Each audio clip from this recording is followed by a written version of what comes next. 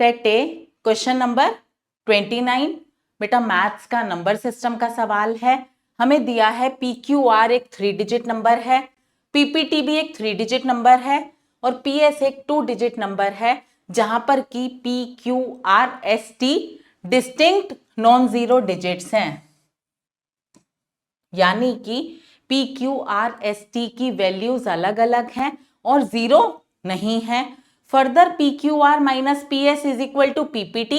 If Q is equal to 3 and T is less than 6, then what is the number of possible values of R, S? बेटा मुझे जो 5 digits दी हैं PQRST, उसमें से सिर्फ Q की वैल्यू दे दी 3 और बता दिया कि T की वैल्यू 6 से बिलो है। हमें बताना है कि R, S की कितनी पेयर ऑफ वैल्यूज पॉसिबल होंगी। बेटा कैसे करेंगे? हमें दिया है PQR minus PS is equal to PPT। ठीक बात। जहां पर कि Q की वैल्यू 3 है तो बेटा Q को 3 से रिप्लेस कर देते हैं।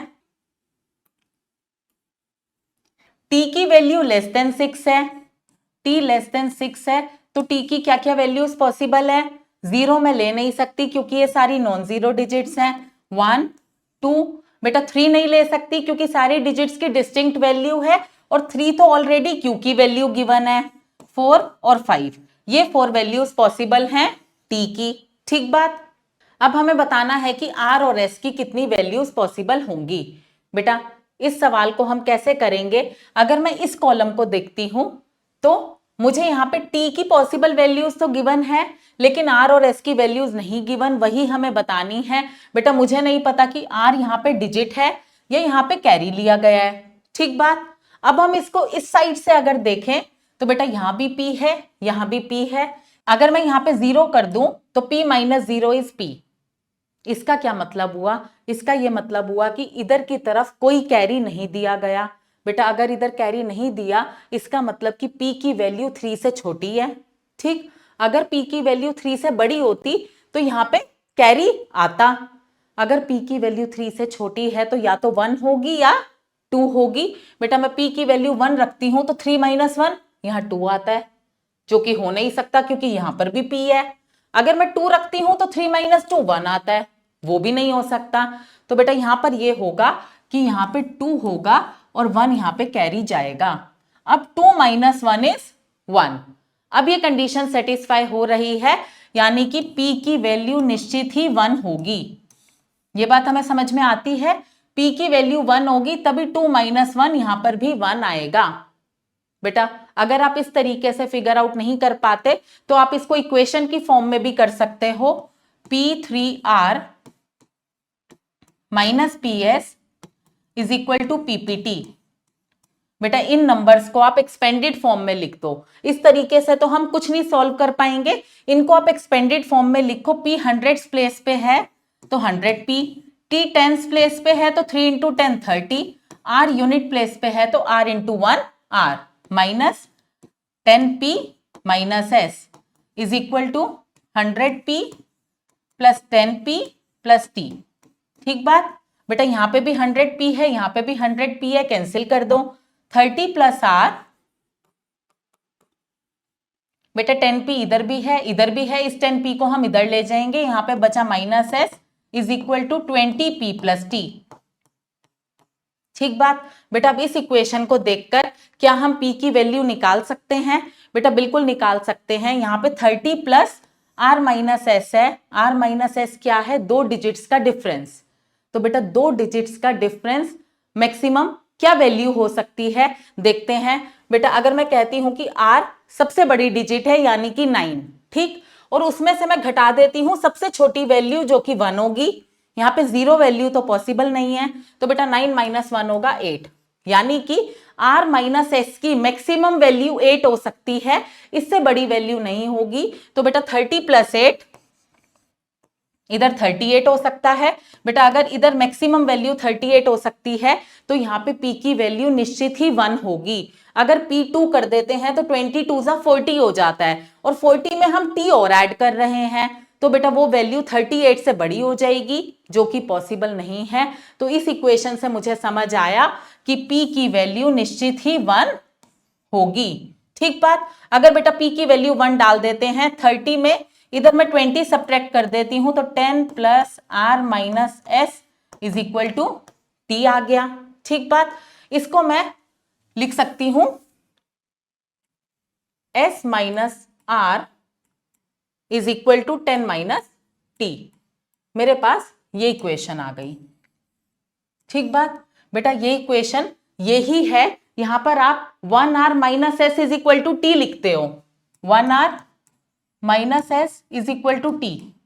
ठीक बात। मैंने ये वाला कॉलम लिख लिया। बेटा 1r क्या है, 10 प्लस आर है, 10 plus are minus S is equal to t. यहां पे मैं टी इधर माइनस में ले आती हूं, 10 minus T is equal to S minus R. Same ही तो इक्वेशन आ गई।